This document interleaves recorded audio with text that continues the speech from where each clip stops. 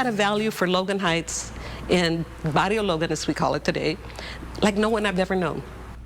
A love between Father Richard Brown and his community that can still be felt now, 3 years after his passing. My co-anchor Kimberly Hunt is live at Our Lady of Guadalupe in Logan Heights tonight with a preview of a special event in his honor this weekend, Kimberly. Hi, Wale. Yes, of course. By this time tomorrow, the street here right by the church will be known as Father Brown Street, in memory of the man who did so much to strengthen the faith of the community and empower so many through education. But also, he raised community pride and unity. The way he is known in this community, El Padrecito del Barrio. The little priest from the neighborhood. The word little is used affectionately toward the beloved priest who did so much for his parish and Logan Heights. A mutual love that started from the moment Father Richard Hyatt Brown arrived at Our Lady of Guadalupe in the summer of 1968. He got out into the community. Adela Garcia has been a part of the OLG community all her life. She says Father Brown got here when they needed him most. Just a few years prior, Logan Heights was literally divided by the I-5 project, which got rid of homes and businesses where the freeway is now. This community shrank from 20,000 to 5,000. Leaving the church pews empty. So many families had left. And he came in knowing how important it was to bring groups together, and he would start walking, and he would just walk around the neighborhood, meeting people, bringing out the best in them. He would talk to them. Though not Mexican by blood, many tell us he was Mexican by heart.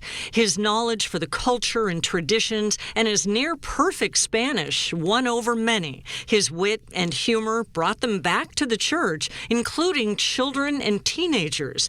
He even formed the OLG Catholic Youth Organization, which Adela was a part of. We had this small group of kids that started, and within a year or so, we had over 200 kids. And some people say, this were the greatest years of my life. And they were. They were absolutely beautiful times with him because he made it so wonderful to feel love. You always felt protected and loved. That feeling also extended to groups that were then seen as outcasts in their community. To us, it was being accepted within our own community, if you will.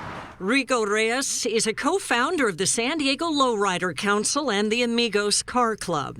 He explains that when the council found itself without a place to meet, it was Father Brown who welcomed them to gather at the church, an act that helped unite the community with lowriders. There was a lot of distrust about who are these guys? They're not good guys. And he would say, hey, these are good guys. They just like their cars. He was practically the person that opened the doors for us. And slowly but surely, the rest of the community slowly started seeing our art form like an art form. His relationship with lowriders led to an annual blessing of the cars, a special tradition that in a way continued after his passing. On May 30th, 2020, during the height of the pandemic and 10 days after El Padrecito del Barrio passed away, there was a special memorial service in his honor. And though only about 6 people were inside the church, thousands watched from home as it was streamed live on Facebook and the OLG website.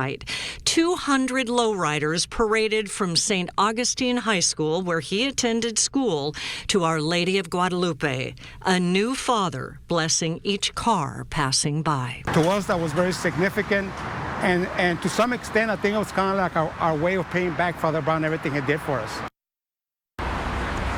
Though his memorial was special, many here tell us this weekend will be the chance to celebrate Father Brown the way they couldn't during the pandemic.